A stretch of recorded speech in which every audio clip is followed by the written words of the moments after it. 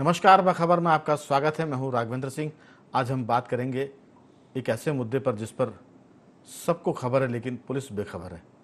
दरअसल ये कार्यक्रम बाखबर है और हम आपको बता दें कि बाखबर आपको इसलिए कर रहे हैं क्योंकि आपकी जो नई पीढ़ी है वो इस बात के ख़तरे में है कि कहीं वो नशे के कारोबार में तो नहीं फंस रही, कहीं वो नशे की लत का शिकार तो नहीं हो रही। उसकी वजह ये कि राजधानी भोपाल में पिछले दिनों यानी कल की ही बात, परसों की ही बात है, एक बड़ा रैकेट पकड़ा गया है जिसके संबंध अंतर्राष्ट्रीय स्तर पर जोड़े जा रहे हैं। अभी तो वो अंतर्राज्यीय गिरोह माना जा रहा है लेकिन जो कुछ पकड़ा गया है वो चौंकाने वाला है और जो भले आदमी हैं उनको सदमे में डालने वाला है। वजह ये कि भोपाल के पास एक इंडस्ट्रियल एरिया है बगरौदा के एक इंडस्ट्रियल शेड में नशे का कारोबार चल रहा था पिछले 6-7 महीने से और उसमें लगभग 25 किलो रोज़ नशे की गोलियां और पाउडर बनाए जाते थे।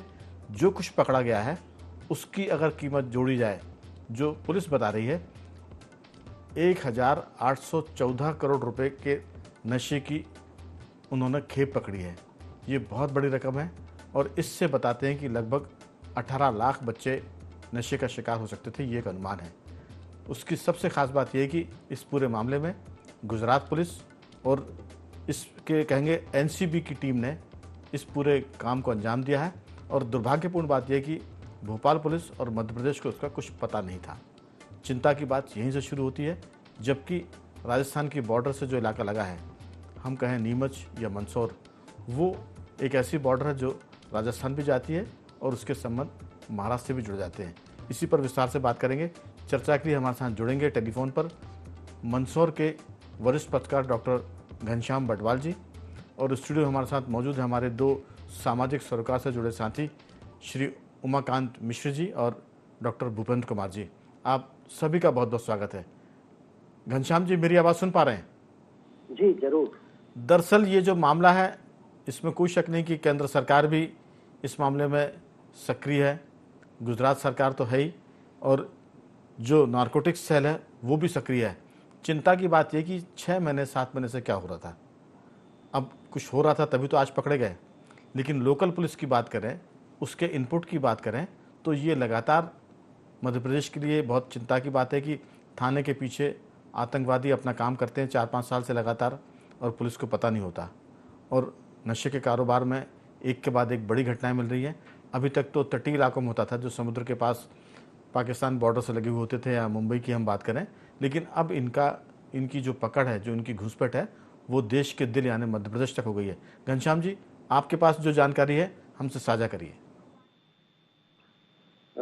ये दरअसल क्या है कि ये अफीम का जो पैदावार का क्षेत्र है, मतलब मंदसौर, नीमच और इसके पास सराउंडिंग जो है राजस्थान से सीमावर्ती जो क्षेत्र है उसका काफी इलाकों में 25 से 40 हजार। अपने साथी नीमच से भी जुड़ गए हैं सुभाष ओझा जी। सुभाष जी, आपका भी बहुत बहुत स्वागत है। धन्यवाद जी घनश्याम जी, बात पूरी करें। हाँ, तो ये क्या हो रहा है कि इसके जो है अभी तक तो ये अफीम के बाय प्रोडक्ट जो है, स्मैक है, हेरोइन है, उसका ही निर्माण होता था। अब ये सिंथेटिक ड्रग का भी जो है इन्वॉल्वमेंट नए सिरे से ये देखने को मिल रहा है। ये नया डेवलपमेंट है जी। इसको लगता है कि ये जो है पूरा इलाके को प्रभावित कर रहा है और अभी तो इसी को लेके मतलब इस कदर बढ़ गया है ये कि अभी गत दिनों तो मंदसौर जिले के सुवासरा ने तो इस नशे के खिलाफ पूरा गांव को बंद रखा था। जी, तो ये एक मतलब ये चिंता की बात है समाज के लिए भी, प्रशासन के लिए भी और पुलिस के लिए भी। दरअसल आज जो एक प्रेस कॉन्फ्रेंस भी हुई थी डीआईजी की, उसमें बताया जाता है कि जिन लोगों के नाम आ रहे हैं अभी वो जांच में है, इसलिए बताया नहीं गया कि पूरी उसकी बात को विस्तार से, लेकिन पॉलिटिकल पार्टीज़ के लोग भी इसमें जुड़े हैं। अभी तक घनश्याम जी ये देखते आए कि जो कुछ हुआ है, नशे का कारोबार अफीम से शुरू होता है, अपने डोडा अफीम से, उसके बाद फिर वो जो आपने बताया कि वो अलग अलग स्टेज में आता है, लेकिन ये अब कारोबार पाउडर का हो गया है और टैबलेट्स का हो गया जिसको एमडी कहते हैं। अब ये जो चीज़ें हैं वो ज़्यादा घातक और ज़्यादा नशीली है। बताते हैं कि इसका नशा कम से कम 6 घंटे तक आदमी को अपनी चपेट में ली रहता है।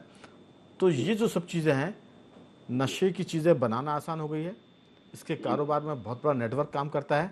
और जहाँ तक आपकी बात है, गांव में तो लोगों ने विरोध किया, लेकिन हमने सुना था कि उड़ता पंजाब एक फिल्म बनी थी, अब ये उड़ता मध्य प्रदेश हो रहा है। शुरुआत की बात करें तो लगभग 2018 17-18 के आसपास जब मध्य प्रदेश के मुख्यमंत्री शिवराज सिंह चौहान हुआ करते थे, तब वो नरसिंहपुर गए थे और नरसिंहपुर में भी गांजे और इसका बड़ा जोर था और उस समय उन्होंने अभियान शुरू किया था कि इस इलाके को हम नशे से मुक्त करेंगे। तब लोग कहते थे कि नरसिंहपुर नहीं बल्कि ये उड़ता नरसिंहपुर है, क्योंकि बहुत लोग नशा करते हैं।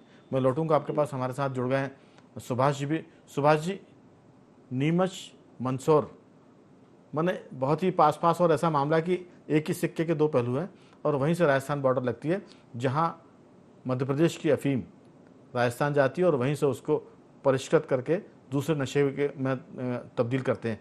आपकी क्या खबर है और आपको क्या लगता है कि इसमें कोई बड़े नाम सामने आ पाएंगे?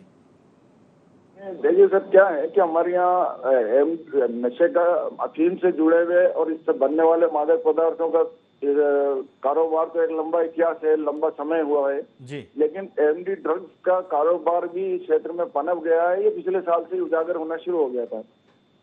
तो सीबीएन की टीम ने नीमच जिले के मनासा क्षेत्र में छापा मारा था, पकड़ा था युवक को। उसके बाद नीमच पुलिस ने भी मामले पकड़े, नीमच से जुड़े हुए मामले जो चित्तौड़गढ़ पुलिस ने भी मामले पकड़े। तो इंदौर में भी आपको याद होगा कि पिछले 1.5-2 साल में एमडी ड्रग्स के काफी बड़े बड़े मामले सामने आए थे जी। तो उससे ही एक संकेत मिलना शुरू हो गया था कि मालवा अंचल में और मध्य प्रदेश में एमडी ड्रग्स पांव पसारना शुरू हो गया है। और ये अफीम से बनने वाले जो ड्रग्स हैं उनका एक वैकल्पिक रूप में युवा इस चीज की ओर आकर्षित होने लगे हैं जी। अब इसके लिए पुलिस की सतर्कता की बेहद जरूरत थी। तो जो अपेक्षित जो प्रक्रिया होनी चाहिए थी या अपेक्षित जितनी सजगता और जितनी सतर्कता बरती जानी चाहिए थी, वो शायद नफरे की कमी हो सकती है या और कोई कारण हो सकते हैं, पर इतना हो नहीं पाया। इसलिए कारोबार भी अब व्यापक पैमाने पर फैलता चला जा रहा है। सिंथेटिक ड्रग्स का कारोबार निश्चित रूप से बहुत ज्यादा फैलता जा रहा है, मालवा अंचल में भी और दूसरे एरिया में। बिल्कुल, ये सभी की चिंता है कि अगर इसको नहीं रोका गया तो फिर हमारी युवा पीढ़ी जो है वो नशे में लिप्त हो जाएगी और फिर इसका बहुत ही जैसे कहते हैं बहुआयामी खतरे हैं। पढ़ाई लिखाई से लेकर जो कहते हैं कि भारत अभी पूरी दुनिया में सबसे युवा देश है और युवा देश होने के कारण इसकी संभावना सबसे ज़्यादा विकसित देश बनने की, और इस संभावना को ख़त्म करने के लिए ये साजिश है कि पूरी नई पीढ़ी को नशे में लिप्त कर दिया जाए। दरअसल डॉक्टर भूपेंद्र जी, ये जो सारा मामला है, पहले तो हम बीड़ी को भी नशा मानते थे, गुटखे को नशा मानते थे, अब ये सब आज के नशे के सामने बच्चे हो गए, मेरा ये मानना है। उसकी वजह ये कि अब नशा भी परिष्कृत हो गया है। इंजेक्शन से भी लोग नशे लेते हैं, फिर बाद में वो एड्स की बीमारी में बदल जाता है। लेकिन अब जो नशे सामने आ रहे हैं, एमडी की बात करें या एक सफ़ेद पाउडर भी लोग कहते थे, कोकीन और स्मैक और बहुत सारी चीज़ें हैं। तो आपको क्या लगता है कि इसमें सामाजिक जागरूकता के साथ साथ पुलिस का जो मामला है उसको अपना नेटवर्क बहुत कसना पड़ेगा? खासतौर से मध्य प्रदेश की हम बात करें तो यहाँ कभी भी कोई बड़ी घटना हो जाए इसकी संभावना सदा बनी रहती है। ये अलग बात है कि घटना नहीं हो रही है, हम तो इसके लिए तैयार हैं कि कुछ बड़ा हो जाए। जैसे अब यही बड़ा हो गया कि 1800 करोड़ से ऊपर की ये नशे की चीज़ मिल गई, लेकिन हमें तो कुछ पता नहीं था इसमें अगर गुजरात और एनसीबी की टीम नहीं आती। आपकी राय? जी बिल्कुल सही कह रहे हैं। देखिए, भारत एक सांस्कृतिक देश के साथ एक परंपराओं से और विभिन्न भौगोलिक परिस्थितियों वाला और विभिन्न धर्मों वाला देश है, और यहाँ की संस्कृति निश्चित रूप से एकजुटता रखने वाली है। और ये जो एक नशा का आपने अभी अपने उस उद्बोधन में भी कहा कि उड़ता हुआ पंजाब, जो जिस तरह से पिक्चर आई थी उसमें जो तटीय सीमा क्षेत्र थे उनमें ज़्यादा था और नॉर्थ ईस्ट में भी नशा का काफ़ी चलन था, लेकिन अब ये मध्य क्षेत्र में भी आ गया है। इसका कारण है क्योंकि इसमें पैसा बहुत ज़्यादा है और जो सिंथेटिक जो मेथिलाइल से बनाया जा रहा है वो और ही ख़तरनाक, और जिससे शरीर के पूरे ऑर्गन्स ख़राब हो जाते हैं। आज दुर्भाग्य वाली बात है कि अगर मध्य प्रदेश में कहा जाए तो टेररिस्ट की भी शिफ्टिंग हो रही है, आतंकवाद की भी यहाँ पे शिफ्टिंग हो रही है, और साथ में ये जो गुजरात और राजस्थान से जो बॉर्डर्स लगे हैं, नीमच, मंदसौर, ये जो क्षेत्र हैं, इनमें व्यापक रूप से इनकी उपज होती है। और अगर देखा जाए तो संज्ञान में 2024 के फरवरी और मार्च में ऐसे कुछ संज्ञान आए थे जिनका गुजरात की सीमा में पकड़ा गया था। और मैं तो ये कहूँगा कि यहाँ पे नशा का वैन नहीं है और गुजरात में नशा का वैन है, तो ये खेप वहाँ से जाती थी, सर्कुलेट होती थी और उसके अच्छे मूल्य मिलते थे। और लोग शॉर्ट टर्म में पैसा बनाना चाहते हैं क्योंकि नैतिक चिंतन और नैतिक वर्णन, जो सामाजिक ढांचा था वो कमजोर हो चुका है और उसका एक राजनीति भी बहुत बड़ी दोषी है, और सामाजिक जो सरोकार के लोग हैं उनकी अपेक्षा, जिसके कारण क्या हुआ है कि ये सब ताना वाना टूट गया है, जिसके कारण क्या हुआ कि सरकार को और जो उसकी एजेंसियां हैं उनको इनपुट और आउटपुट दोनों ही नहीं मिल रहे हैं। और देखिए सबसे बड़ी बात यह है कि जब गुजरात की और एनसीबी जो नार्को टैक्स की एजेंसी है उसने यहाँ पे पकड़ा और यहाँ की पुलिस को खबर ही नहीं लगी, जब उनको कवर करने के लिए पुलिस की ज़रूरत पड़ी तो उन्होंने जब ये बताया कि हमको पुलिस वहाँ प्रोटेक्शन चाहिए, और उन्होंने लगभग सुबह 12 बजे से और रात को 9 बजे तक उसकी रेट खा ली है, जिसमें 1800 करीब की वो पाएगी जो नशी पदार्थ है। दरअसल डॉक्टर भूपेंद्र जी, ये जो सारा मामला है ये इतना छोटा नहीं जितना अपन समझ रहे हैं। इसका मामला मुंबई की जेल से जुड़ा हुआ है, मुंबई के तस्करों से जुड़ा हुआ है, और उसमें एक जो गोयल करके है अपराधी, वो तो अभी बाहर ही है, वो इन सबको लीड करता था और वो हवाला के जरिए भुगतान होते थे, क्योंकि इस पूरे मामले में उमाकांत जी कई बार मध्य प्रदेश में अफीम की इसकी तो चीज़ें पकड़ी जा रही हैं, और आज से तस्करी नहीं हो रही है, ये यहाँ से निकलकर अफगानिस्तान तक जाती है और वहाँ से फिर पूरी दुनिया में अफीम और कोकीन जाती थी और उसकी बात। लेकिन अब जो ये सारा मामला है, इसलिए चिंता की हम बार बार बात कर रहे हैं कि इस पूरे मसले में हम बेखबर थे, हम बाखबर नहीं थे, और ये जो बेखबर होना ये खतरे की बात है। और मध्य प्रदेश पुलिस को मुझे लगता है कि आने वाले दिनों में ये बताना पड़ेगा कि वो बाखबर है, और कोई बड़ा मामला जो है उसको वो पकड़े, और कम से कम देश के स्तर पर इसकी चर्चा हो। हरीश आंजना करके जो आरोपी है वो एक छोटा कैरियर है, छोटा सा आदमी है। उसके बाद हम अमित चतुर्वेदी की बात करें, एक सान्याल की बात करें, ऐसा कुछ नाम है। ये जो सान्याल है ये महाराष्ट्र के हैं, महाराष्ट्र का आरोपी है, और ये पहले से काम करता रहा, कई बार ये बंद भी हो चुका है। अमित चतुर्वेदी, अमित प्रकाश की हम बात करें, ये जल्दी से अमीर बनना चाहता था, और ये जब उसके संपर्क में आया महाराष्ट्र के सान्याल के, तो इन्होंने ये काम शुरू किया। और सान्याल चूँकि आर्थर रोड मुंबई की जेल में बंद था, वहाँ से उसके कनेक्शन तस्करों से बढ़े और फिर वो अंतर्राष्ट्रीय स्तर पर गए। तो इसके तार बहुत लंबे जुड़े हैं, और ये आतंकवाद को भी जुड़ता है, क्योंकि आतंकवाद जो है वो ड्रग की स्मगलिंग करके आतंकवादियों को पैसे का डिस्ट्रीब्यूशन करता है, और ये पूरी दुनिया के लिए बहुत खतरनाक है। और मध्य प्रदेश में इसके तार जुड़ रहे हैं, अभी तक आतंकवाद के थे और अब ड्रग माफिया के भी हैं। तो मुझे लगता है कि ये बहुत चिंताजनक है। आपकी राय? राघवेंद्र जी, मर्ज बढ़ता गया जो जो दवा की हमने। देखिए, हमको तो ऐसा याद है कि जब हम कॉलेज में पढ़ा करते थे तो कोई हमारे साथ का स्टूडेंट या किसी के बारे में हम सुनते थे कि वो सिगरेट पीता है या पान मसाला खाता है या जर्दा खाता है जी, तो हमारे लिए यही बहुत चौंकाने वाली बात होती थी। शायद हमारे संस्कार तब ऐसे थे। अब इधर क्या हुआ, धीरे धीरे आदमी के जो स्टेटस के सिंबल है ना वो बदलते गए, और उनमें इस तरह की जो नाजायज़ चीज़ें हैं, जो गैर जरूरी चीज़ें हैं, वो स्टेटस का सिंबल बनती चली गई। अब इसके पीछे के कारणों की आप मीमांसा करेंगे तो बहुत से कारण निकलेंगे, लेकिन सबसे पहले मैं बधाई दूंगा जिस दल ने भी इनको पकड़ा है, वो बधाई का पात्र है। भले ही लेट पकड़ा हो या जल्दी पकड़ा हो, 1800 करोड़ रुपए की ड्रग पकड़ लेना अपने आप में एक बड़ी बात है। लेकिन ये पहली कंसाइनमेंट नहीं रही होगी, क्योंकि पहली ही कंसाइनमेंट 1800 करोड़ की आए और पकड़ी जाए, ऐसा होता नहीं है। जरूर छोटी छोटी कंसाइनमेंट आई होंगी और वो खप गई होंगी, उसके बाद ये बड़ी आई होगी, ऐसा मुझे लगता है। देखिए, इसमें बता दूं मैं कि वो वहाँ 25 किलो रोज नशा का सामान तैयार करते थे और उसकी वो सप्लाई करते थे। तो कंसाइनमेंट तो वो उनके पास इकट्ठा आ चुका था, वहाँ बनाकर वो सप्लाई करते थे। इसमें उमाकांत जी, चिंता की बात है कि जो बड़ा प्लेयर है वो पकड़ में नहीं आएगा। राघवेंद्र जी, अगर बड़ा प्लेयर पकड़ में आ जाए और पैसे, क्योंकि 1800 करोड़ है, इसको हम, ये अंतर्राष्ट्रीय कीमत है, इसको घटा के हम 800 करोड़ मान लें, मैं कहता हूँ 80 करोड़ मान लें, 8 करोड़ मान लें, कितना मिनिमाइज करेंगे तो ये पैसा भी कहाँ जा रहा है, किसको मिल रहा है, अगर वो पकड़ में आएंगे तो फिर मामला बनेगा। रावे जी, ऐसे मामलों में होता ये है कि बड़ी मछली कभी आपके हाथ नहीं लगती, क्योंकि बिना किसी पॉलिटिकल कनेक्शन के या बिना किसी मजबूत संगठित नेटवर्क के जी इतना बड़ा काम हो पाना बड़ा मुश्किल होता है, और 100% इसमें निकलेगा। देखिए राघवेंद्र जी, हुआ क्या, ये तो नशा बनाने वाले आपने पकड़े हैं, बनाने वाले तो ठीक है, ये नशा खपाया कहां जा रहा है, आप जरा उन पर भी ध्यान डालिए। अभी आपको याद होगा कुछ समय पहले बड़े बड़े फिल्म स्टारों के बच्चे, बड़े बड़े फिल्म स्टार मुंबई में, ये सब धरे पकड़े गए थे। आखिर क्या हुआ उसकी, इसका धीरे धीरे देखिए सब आजाद घूम रहे हैं। तो ये जहां खप रहा है ना, वो जो पीढ़ी है जिसको ये नशा नुकसान पहुंचा रहा है, और अब हुआ क्या, देखिए संयुक्त परिवार रहे नहीं, अफोर्डेबिलिटी आदमी की बढ़ गई, मदर फादर दोनों वर्किंग हैं, कोई देखने वाला है नहीं, पैसा आपके पास, तो चूंकि दोनों कमा रहे हैं, सिंगल यूनिट फैमिली में लोग रहने लगे हैं, तो धीरे धीरे अफोर्डेबिलिटी आपकी बढ़ गई, पैसा आ गया जी, निगाह कोई अंकुश बचा नहीं है। तो ये अगर सामाजिक सरोकार की निगाह से इसको देखा जाए तो बड़ा मुश्किल है कि इस पे अंकुश लगाया जा सकता है। हाँ, इस तरह के कंसाइनमेंट अगर पकड़े जाएं और आपकी विल पावर इतनी तेज हो, पॉलिटिकल विल भी और प्रशासनिक क्षमता भी आपकी इतनी अगर डेवलप हो जाए तो शायद इस पर आप रुक जाएगा, वरना तो बहुत जड़ों तक बैठ रहा है ये, और अनफॉर्चुनेटली ये बिना किसी पॉलिटिकल नेटवर्क के संभव नहीं है। बिल्कुल। और सबसे खास बात है कि जो हम कह रहे हैं कि इसके तार आतंकवाद से जुड़े हुए हैं, और आतंकवाद और नशा इनका चोली दामन का साथ है, और मध्य प्रदेश इसका अगर अड्डा बन रहा है तो ये बहुत ही खतरनाक है। लोग कहते हैं कि इंदौर देश का मिनी मुंबई है।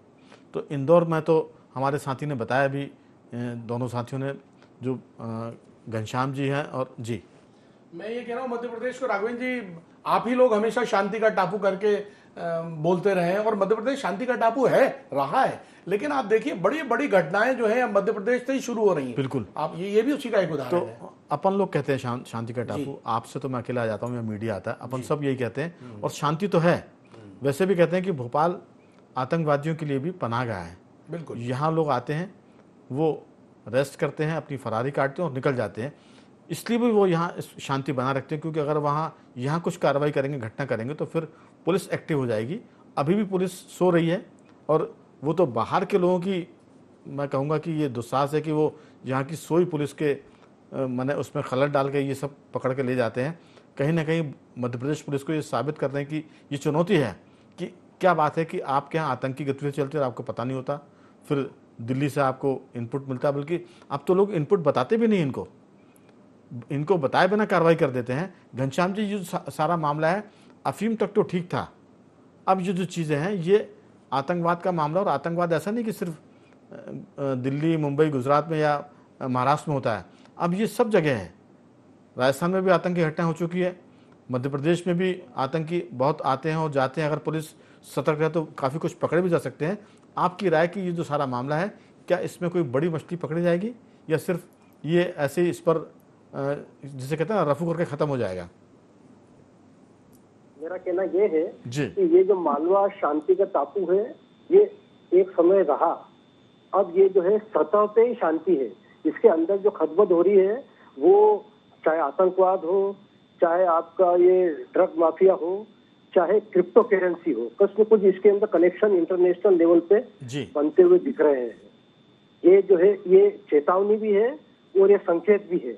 अगर इसको खुफिया तंत्र अगर अपना मजबूती से, क्योंकि कहीं न कहीं इसमें पॉलिटिकल इन्वायरमेंट तो तय मानिए आप, चाहे छोटे लेवल पे हो चाहे बड़े लेवल पे हो, पर बड़ा आदमी पकड़ा जाएगा कि नहीं, ये तो शंका अभी तक, क्या पिछले 1984 से ये जो एनडीपीएस एक्ट लागू हुआ है, आज तक सैकड़ों पकड़े गए, और आज भी जेलों में जो बंद है उसमें विचाराधीन कैदी के नाम पे ही बंद है ज्यादातर, जो एनडीपीएस में बंद है, पर उनका निराकरण नहीं हो पाया है। तो बिल्कुल। ये मुझे लगता है कि ये धीरे धीरे, और जो अभी पिछले कुछ समय में जो अपराधी विभिन्न अपराधों में पकड़े गए, उसमें ड्रग भी है, चाहे वाहन चोरी में है या दूसरी मामलों में है, तो उसमें यानी 18 से लेके 25 साल तक के बच्चे ज्यादा पकड़े गए हैं। यानी ये भी सोशल, अगर इसको समाजशास्त्री के रूप में अपन अध्ययन करें तो निश्चित रूप से ये चेतावनी भी है और ये चैलेंज भी है। बिल्कुल Ghanshyam ji, how to tackle जी, असल में समाज तो बीड़ी सिगरेट का नशा भी नहीं रोक पा रहा है, जी। तो ड्रग्स का नशा समाज कैसे रोक पाएगा? आज की तारीख में जो माता पिता हैं वो बड़े बेचारे हैं, मजबूर हैं। जो नई पीढ़ी है वो उनके काबू से बाहर है। तो हम ये नहीं कहेंगे कि माता पिता या समाज की गलती है। अगर ड्रग्स बाज़ार में नहीं आएगा, इसकी सप्लाई नहीं होगी, तो अपने आप ही आपकी 80% समस्या खत्म हो जाएगी। पहली बात तो ये ड्रग्स बने ना, और बनता है तो सप्लाई होने के पहले पकड़ लिया जाए, और अगर वो नहीं पकड़ा जाएगा तो फिर जो आप 18 से 25 साल के बच्चों की बात कर रहे हैं, ये उम्र का जो मामला है ये और नीचे भी आएगा। 18 साल तो कॉलेज की बात हो गई, स्कूल के बच्चे भी इसमें आएंगे, और काम करने वाले जो मजदूर हैं वो भी इसकी चपेट में आएंगे। तो आपका श्रमिक वर्ग, आपके जो बच्चे हैं पढ़ने वाले स्टूडेंट्स वो उसकी चपेट में आएंगे और वही स्टूडेंट जाके फिर जब नौकरियां करेंगे तब भी वो उस नशे का शिकार होंगे और उससे घर परिवार। मैं जब इस पर मैं आपको इंटरप्ट कर रहा हूँ, ये मेरा एक सुझाव भी है और सवाल भी है। जी वो जैसे 1992 में हमने एक आंदोलन किया था दस्तूर वैभव संगम के बैनर पे। जी। उसमें ये था कि अफीम को प्रतिबंधित किया जाए। प्रतिबंधित से मतलब कि जितनी सरकार को औषधि मेडिकल के रूप में जरूरत है उतना ही उपयोग सरकारी कस्टडी में हो और बाकी को रोका जाए, ताकि वो सरकार जो भी बने वो सरकार ले ले। तो अभी ये आज तक सरकार ने डोला चूरी जो बंदी में खरीदने की न तो नीति बना पाई है और न खरीद पा रही है। तो ये निश्चित रूप से बढ़ाने में भी सरकार की कोई कमी हो ऐसा मैं नहीं मानता हूँ। क्यों नहीं खरीद रही है, ये क्यों नहीं नीति बना पाई है आज तक? बिल्कुल, हमें तो लगता है कि ये जब घटनाएं बहुत होंगी तो ऐसी नौबत आ सकती है। हालांकि ये ख्याली पुलाव है हमारा कि कहीं पुलिस के संरक्षण में इसकी खेती ना हो, कि अफीम की खेती में पुलिस की चौकीदारी हो रही है और लगातार पुलिस के पहरे लग रहे हैं और उसके बाद जब उसकी डोडा अफीम की बात होती है तो अफीम दवा के लिए इस्तेमाल होगी, डोडा जो है वो बाज़ारों में बिक जाता है। तो ये बहुत सारी बातें जिसपे जो आशंका है हमको भीतर से डराती हैं। और सुभाष जी, आपकी कोई राय इस पूरे मुद्दे पर?